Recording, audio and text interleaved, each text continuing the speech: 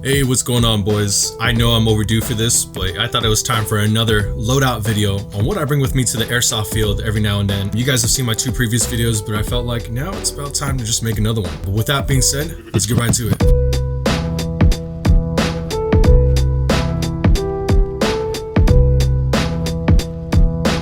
Alright, now you guys have seen my previous bag. It's an HK Army duffel bag. Now this thing is definitely a lifesaver, and I've said the same thing before. Very, very reliable and durable for that matter. You can carry this like a duffel bag and wear it as a backpack. It does have extra space that you can make out of it at both ends here, one for your mask and, you know, extra space on that end there too. I got this one on Amazon for about $100. It was on sale. I like it.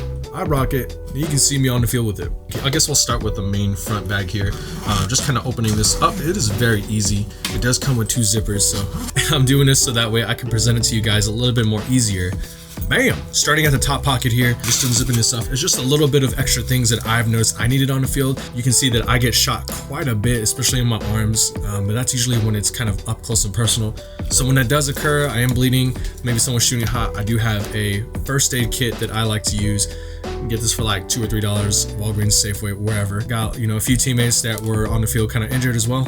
So, you know, never know when this might come in handy. Got some more band-aids. These things are also a lifesaver, so, you know, get what you need when you get a chance. I got some Tiger Balm, so if, you know, my joints are a little sore, especially when I dive into snake or any other barrier on the speed field, or even if I want to be a little sweaty on the rec field, Tiger Balm also helps a lot when you're sore, especially at my age. Being older 20s, early 30s, you'll get what I'm saying. Barrel cover here from Cubbysoft. They sent this to me just to do a little bit of a review on it when it came to their gear. Very nice of them. I do appreciate them for, you know, kind of coming this out. I don't really go to any fields that require a barrel cover other than that one field in Hollister or around that area, but now they shut down AO13. I mean, I'll probably just use this for my actual TM40 on the paintball field, so we'll see how that goes. That's it for that.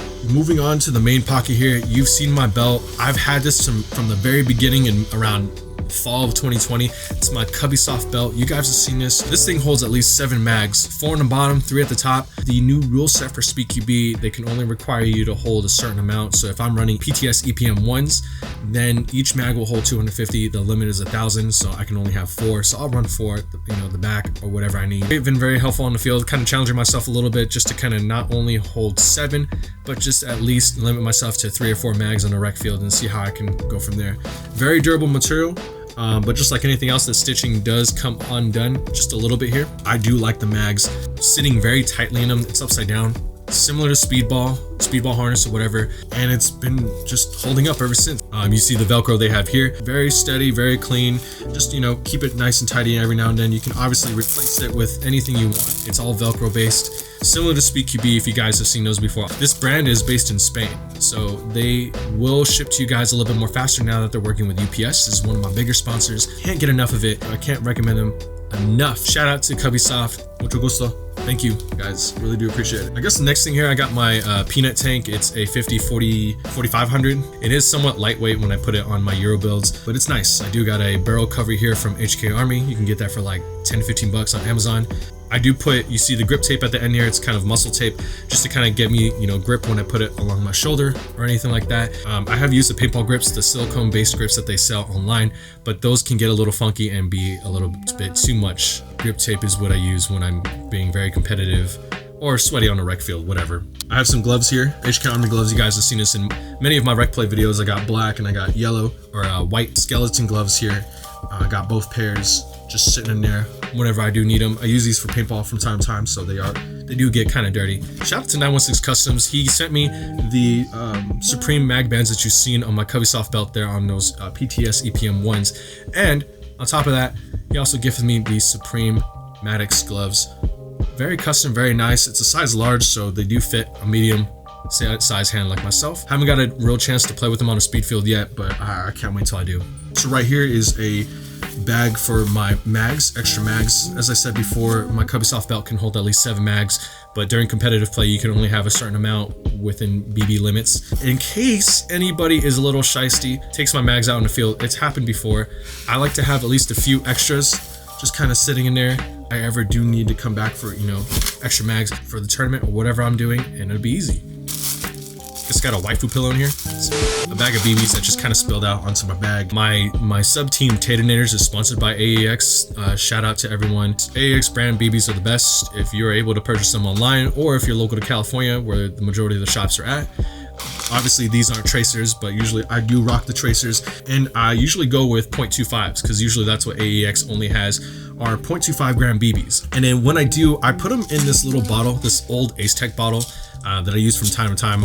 I mean, obviously you can see the stickers, Tatonators logo, or the picture with my old logo and everything, Ronnie Dizon, Violence, some paintball stuff here and there, Sapo. It's just a little bit more easier for me to hold. These are the Ace Tech 0.25 gram BB tracers, at least $24. Now that kind of inflation is taking over with the issue of COVID kind of dwindling down resources and productivity. They have gone up in price just a little bit. It's been a little bit more easier for me just to kind of load these Odin speed loaders. I got this one from e-bike for about $30. I can't really remember, but again, with all these things that I have in my bag, I'll provide links in the description below. But this has been very easy for me to kind of load BBs in and out. So I have not just one but two Odin speed loaders. You've seen this before. No issues with these except for the basic one over time, that the spin wheel does kind of lose its durability over time. I wasn't able to kind of fully put in enough BBs into my PTS EPM 1s or 1Ss. Everyone knows the springs on those things are crazy tight. So you got to find something that works, probably replacing a wheel or buying a new Odin altogether. So this is my main one when I'm out there on the tournament field or whatever, and then this is my secondary one just in case this one were to break or whatever. Hammer, kind of a tool, you never know when you need that. Arm pads. Arm pads, you really don't need to go too crazy expensive on those because they will wear out over time. I had a pair of dyes that only lasted me for maybe a few months because of the material kind of goes against the grain in the sense that it'll wear and tear over time, whether that's on concrete or even on turf, because I use this for not just airsoft, speed QB, but also for paintball. And I only have one right now because that's where I'm most familiar with sliding on my right arm. So you can see that it's wearing and tearing. This was like about $20. As I said before, you don't need to go too expensive on arm pads unless you really want to, but I really kind of hated the hand cover that it came with, the majority of them, and those were like 50 to 60 bucks. Just opening up the front pocket here, this is my main one. I have two main pockets, hex screws in different sizes. These in a kit on Amazon. Majority of the things that I get here are usually from Amazon. It's really cheaper unless I go to like Target or something and I'm on the fly, but majority of my shopping or things that I do buy are usually from e-bike or Amazon. More tools. You got a knife, you never know when you need it on the field to open something up. Pliers, graffiti marker when I want to write on my stuff. More loose tools here. I got some grip tape. I got some tech lube.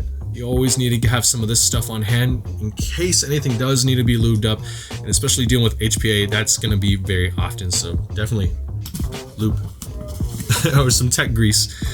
Second pocket, I do have here a mouth guard, just in case if I do wear my JT Pro Flex again, because the bottom half isn't as durable as a regular Dye i5 or anything of that sort. So in case I do use that on the rec field where people are more prone to shooting you toward the face or anything, that's when this comes in handy. I do have a massage gun, which has been pretty useful for my joints and everything where it becomes sore, kind of, a little bit before and after a lot of SpeedQB games or tournaments even, and sometimes even rec play. To have this on the field, it was about $20. Also on Amazon. More tools here.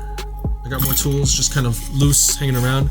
That's it for that pocket there. And because this is a fairly new bag, I like to keep everything as simplistic as possible. I kind of learned over time not to stuff your bag with so much crap, because one, it's possible that people can steal some stuff out of there, and two, although that's never happened to me yet, and two, most of the time you really don't need everything on the field. I try to keep it as simplistic as possible, whether that's the BBs, the gear that I'm going to wear, and then of course the rifles that you're going to use on the field. Now looking into this bag here, more tools. I got some electrical tape, just some more handy things. I guess that's pretty much it. Currently I have my rifle bag that I got from Airsoft Extreme not too long ago. I think it was on sale for like $30. Originally these go for 50. What I like about them is that they can hold at least 2 rifles within this size, usually just kind of M4 based or whatever. It does have this little divider in here. Going into my main bag, or one of the sides here, you can definitely see that I have at least a few extra things in here. I have the newer SpeedQB, kind of the Easter style mag that they came out with from PTS. It's kind of clean. I got some extra lights here that I kind of like when I go to CQB City. These things are nice because now GamePod is starting to use them, so I just kind of have extras around, and they run out of battery fast after at least 2 sessions. More lights. Got another mag here. I got a Sharpie.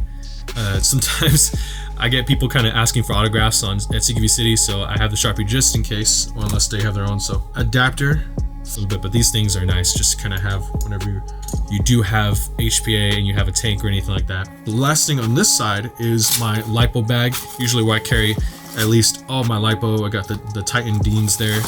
I should have a few of the smaller lipo batteries there for my Euro builds, so I like to carry at least 2 to 3 just in case one does crap on me, which is known to do that with the amp batteries over time. Lastly, here in this section, obviously this is just where I keep my Euro build. It is kind of loose. I haven't used this in a while. I do need to clean it. So you see all of the tags that they've given me over time, just because it is a Euro build. It's HPA based. I do have the SpeakyB tracer in there.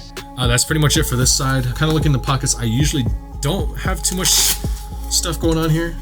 Bandana, lens wipes, and nothing in that pocket either. Obviously, you don't need anything too crazy. I've kind of watched YouTubers from time to time get the most expensive things, and that's what I kind of piggybacked on, especially when I was watching Demo in the very beginning. But in all honesty, you really don't need too much to get started, or even just to have. Just as long as it works and it's quality, then you're set. That's all you really need. I have here my high kappa case that I got from Case Club. You guys have seen this before. Pretty much the same as last time. I haven't really been into high kappas that much all of last year, just because I got into rifles and went back into my Euro builds, which are really more reliable at SpeakyB sense. It's a little bit more easier for me since I'm a little older. Just opening this up here, you have my gas mags in the middle, which usually fit the 1911 high kappa mags that I do have. I got some spare guns in here. I think this is the Extreme 45. I got the Vorpal Bunny, which I have yet to use, but I will definitely get some more of these pink Vorpal Bunny mags when I get a chance. More high kappa mags, high kappa completed 4.3 upper, kind of went over that in my last video, and an AAP1 Action Army pistol, which I do need at least new O-rings for this one. But this thing is a beast. I know you guys have been asking about this. I got this for about 70 bucks. I can't really remember. This was literally 2 years ago during the height of the pandemic or the beginning. Again, it's Amazon. Got it like new. This is Case Club. Case Club will have a variety of cases. Again, I kind of watched Demo's videos in the beginning and I saw he had this exact case, and this is the one I got. So I got lucky and found this one. It's been helpful for me. I have no issues whatsoever. And last but not least, I got a few masks here. I know some people were kind of wondering what I wear out in the field. I had my Dye i5 for at least a good year when I first started out. Honestly, to me, you get a lot of wear and tear. The buckle straps kind of weren't really keeping the straps all that tight over time, and it's a little overrated, honestly. I got the JT Pro Flex that was brought onto me from a friend of mine, Alan, and his nephew Chris. They are original paintballers that came onto the Airsoft SpeakyB scene a little while ago. I believe Chris is now a D3 player, so shout out to him. He's really working hard out there, just trying to make everything happen. This is a mask that I've had for at least a year. You guys have seen me wearing my other videos, and I kind of stopped wearing it out in the rec field once I got my 2-shot out because this bottom mouthpiece isn't too durable. So that's something to watch out for. Not only use this at paintball or even on the SpeakyB field where I'm not really likely to get shot in the mouth as much. Most of the time it's just going to be a very quick encounter. So I'm pretty confident that, I can just wear this out in the field and I'll be fine. Especially with all the other people that I see out in NorCal that are wearing JT Pro Flexes now.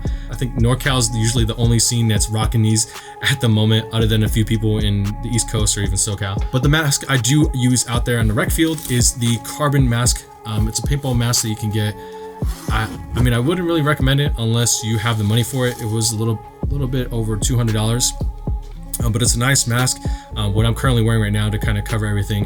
The GoPro mount I have on there is from HK Army, but it is durable on this type of lens versus the JT Pro Flex, because this definitely wobbles around a lot. You guys have commented that you guys gotten dizzy, so I decided to get something a little bit more sturdy and nicer looking in my opinion.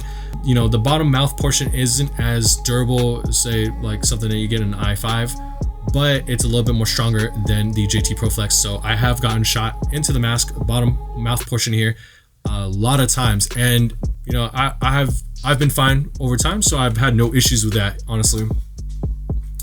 And honestly, I've had no issues with that. So and it comes with a nice case. It comes with a few things, like I have my bandana in here. I like to wear a headband so that way I can keep the sweat out of my eyes. It's something that I've been always wearing for a while. Keep my GoPro 8 in here. This is just what I usually film with. I've had it for 2 years. I got another headband just to wear below my stupid overhyped hormesis that I got from my friend B. Thanks again, bro. I really do appreciate it. But these things are stupidly overpriced and overhyped for the headbands that are out there in the paintball market at this time. So honestly, I'd be careful if I were to get these, if I were you. It's just kind of like an overhyped fashion. Just think of Supreme, but in the airsoft or paintball world. I got another barrel cover here from Cubbysoft, a little bit more longer. I do got a visor and some tools in here, but that's pretty much it. That's what I like about the Kara mask so far. It comes with this case, kind of keep a little bit more things that I need for this mask in particular. And that's pretty much it. Thank you guys so much for watching my video, and as always, if you need anything, just hit me up on Instagram and I'll help you out with any questions or concerns that you might have. This is AJ, and I will see you on the next video.